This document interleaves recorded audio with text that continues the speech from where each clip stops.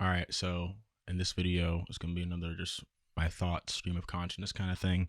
I didn't write down what I wanted to say about this because I felt like I kind of already knew what I felt like what I wanted to say. And when I put out my last video, just as a stream of consciousness thing on just my thoughts on maximizing your creative process, there was a comment by Hulups. I don't know how to pronounce your name. Just it'll be around here or somewhere. Um, and wanted me to do a video on what happens when you get stuck creatively and you have like routine block or beat block and things like that, and you just get stuck. So here's that video, and here's my thoughts. So I guess I'll just jump right into it. Over the last 12 or so years I've been beatboxing, I've encountered beat block more times than I can count.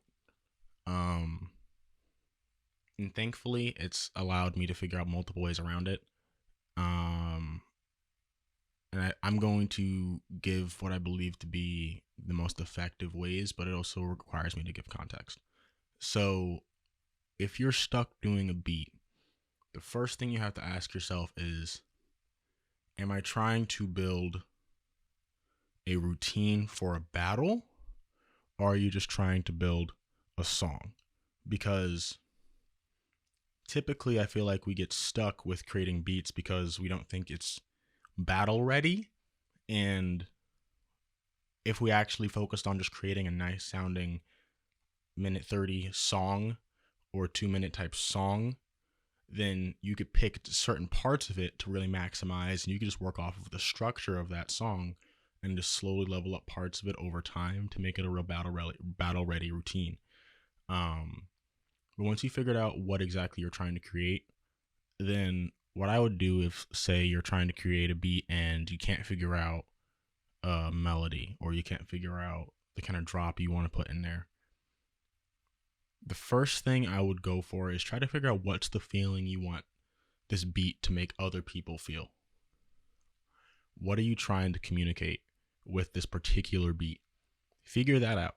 Because if you're trying to do something that is punchy but isn't super aggressive, and you want it to give people excitement but not necessarily distract from whatever your more maybe atmospheric melody might be, or whatever the elements of your beat might be, if you want people to feel excitement but yet a certain sense of calm, then what I would do is figure out a style of music that kind of fits that. And an example is like melodic techno.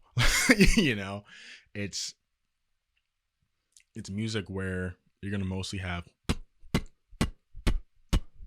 as the main kick, and it's just like that kind of continuous kind of driving beat is going to, it's something that is already subconsciously exciting because of its BPM and the how it just everything like that, just the whole genre is, it's a reason why it's a genre where people rave to it. Like, come on. But the melodic part of it, you know, you might have more synths that are a bit more airy and things like that, and it's kind of trance vibes and things like that. I would start with feelings. What are you trying to make people feel, and what do you feel when you're doing it? But another part of this individual's comment was talking about, what do you do when you aren't feeling a beat? And look, I personally am a believer of, this is for you before it's for anyone. So if you're not feeling it, screw it.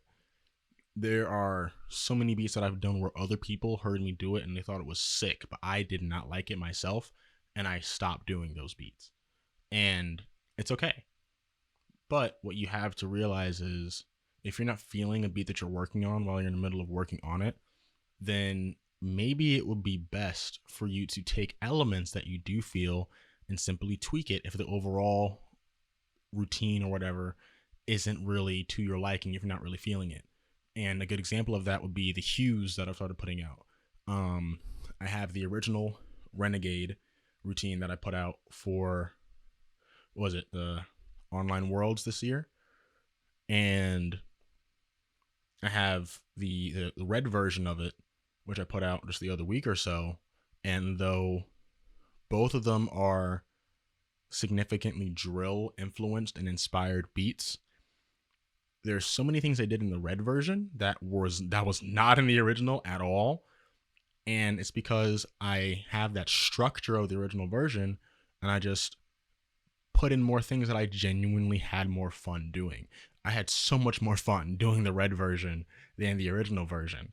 And that's the thing. I have versions of Renegade where it's almost sounds like a house beat, and I haven't recorded it or put it out, but it's just nice, and it's cathartic to go through your routines and your beats and figure out how can I make this feel different. That's what I would say. If you're not feeling a beat you're working on, make it feel different. Make it feel the way you want to feel when you're doing it. You know, if you want to have as much fun as possible when you're doing this beat, do the kinds of things that are the most fun for you. But if you're struggling to make something that works while you're still doing what's fun for you, you're still doing the sounds that are fun for you, you're still doing the BPMs that are fun for you, you're still doing the genres that are fun for you, and if you're still stuck creatively and you don't feel like you're progressing and the structure and the cohesiveness of your pieces that you're putting together, and it's just difficult to creatively bring everything together, then honestly the best thing would just be to stop for a while. There's been times where I can definitely say, as I've gotten more and more experienced in beatboxing, I beatbox less. And it's not because I enjoy beatboxing less, it's because I'm more focused on what it is I beatbox for and what I'm practicing when I beatbox. And that's another key, being as mindful as possible while you're beatboxing, because there could be certain things that you're doing just while you're walking around and you're not really trying hard, just like simple beats that might actually catch your ear. It's like the Sparks thing that I put out. It's just like something comes to your ear, you got to catch it, ride with it, and maybe those things that pop up, don't let them go, record them real quick and see if you can integrate them into your routine or whatever that you're making. But stopping for a while gives your brain some time to just reset and come at things from a different perspective. And a good way as well is to stop doing it the way you're doing it, in the sense of, if you don't want to stop trying to work on the routine for a little while, why don't you stop using one of the sounds? Literally cut out one of the main sounds and see what happens. You might find out something really cool. And omitting certain parts of your style often leads to you discovering more things that are really, really high value and could actually be a great relief for you if you are creatively stuck. And for instance, you could be somebody who your main snare for the majority of your beats is the BMG snare. Don't use it. Just cut it out entirely. Try to do the exact same beat with a different snare. See what happens. You might just unlock something. Who knows? It's happened to me a few times where I'm like, you know what? I'm going to not use my vibration bass. And I figured out crazy stuff with my throat bass, or with the what's that bass called? The vocalized chest bass, or even like the vocal fry bass. Just cutting out my main bass to focus on using other sounds in certain ways in beats has led to a lot of stuff for me. And that's just one example of one thing that I omitted, which helped me figure out other things to help me progress in creating something. So yeah, just try taking a break for a while. Try coming at things from a different perspective by literally omitting certain parts and trying to use different sounds as substitutes, just as a challenge. Because sometimes if you challenge yourself and fail, you still learn and you still figure out something. It may not sound good when you switch out the sounds, but it might give you just that one little hint of inspiration, that one extra idea that just gets you out of that rut and opens up a whole new path for you creatively. You could be also, like I said before, just changing up the genres and the BPMs. Think about how you want it to feel when you're doing it, how you feel when you're doing it. And yeah, I hope this helps people that have dealt with a lot of creative ruts and are currently dealing with creative ruts. And it's a tough spot to be in. And hopefully this helps people get out of it. So if you enjoyed this stream of consciousness rambling, kind of video, it's my second one of these. just let me know down below. Of course, do all the things they tell you to do, all the YouTube videos, like and subscribe, you know. But honestly, just comment what you actually enjoyed and what you want me to actually talk about, because I enjoy being able to put these in to the stream of my content to kind of not just break things up, but also to have this part of me be able to communicate, because my favorite thing to do is to communicate. And it's why sometimes I'll go to battles that I should be doing better at, and I'll just do one solid routine because I just wanted to communicate what that made me feel, and then the rest of the night I won't care.